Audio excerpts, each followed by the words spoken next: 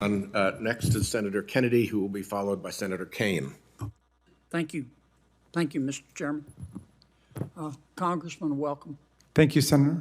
I just want to say, on a personal note, I'm so pleased that you beat your cancer diagnosis. You're very kind. We all followed your unfortunately public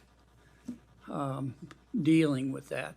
And, My bandana made it public, I think. Yes. But it was a nice touch. It was a nice touch, and I'm sorry about your son.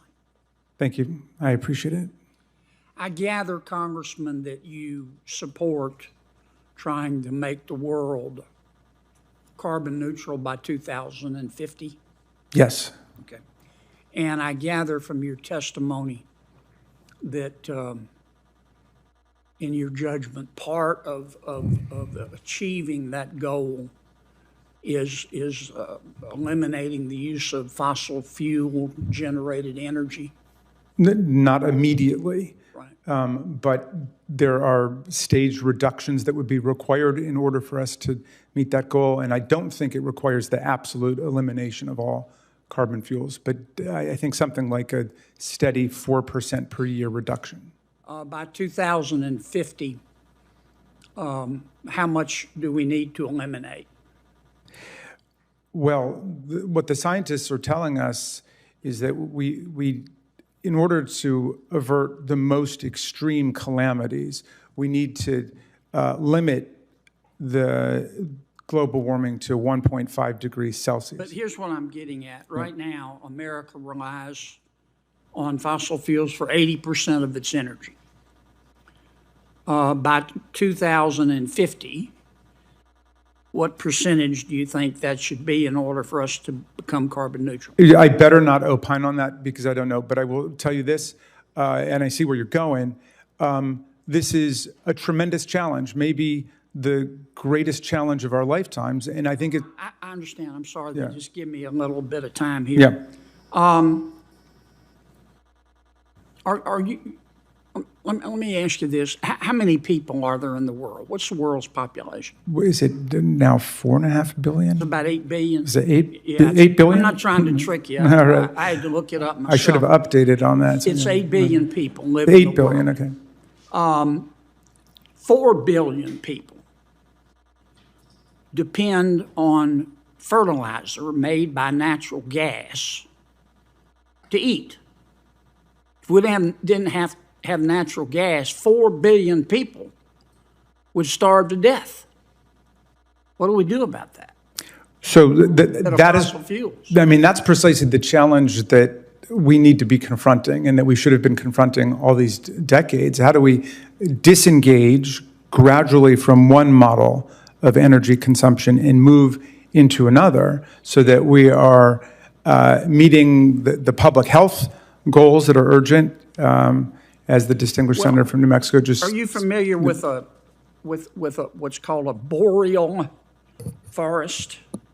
No, only in those... Forests in the northernmost part of the world, just below the Arctic, in North America, in Eurasia.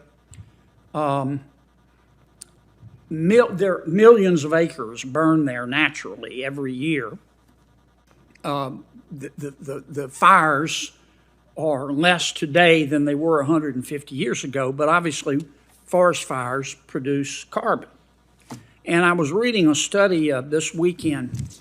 I want to get my facts straight here. They said the carbon released by these naturally occurring forest fires in boreal forests, nobody lives there. Let's see. Wildfires in the boreal forests in North America and Eurasia in 1 year, 2021, released double the amount of all global CO2 produced in 2001. And 3 times as much as the Inflation Reduction Act is projected to reduce by 2030. My point is, The Inflation Reduction Act is going to end up costing about $1.2 trillion. The debate over climate change is one of the most pressing issues in American politics. During a Senate hearing, Senator John Kennedy raised sharp questions about the cost of carbon neutrality, the reliance on fossil fuels, and whether U.S. climate policies can truly make a global difference. What followed was a tense but revealing exchange that spotlighted both skepticism and urgency in tackling climate change. Senator Kennedy began his questioning with a personal note, praising the congressman for overcoming a public battle with cancer. The moment was brief, but it set a respectful tone, before shifting to a much more heated discussion about America's climate commitments.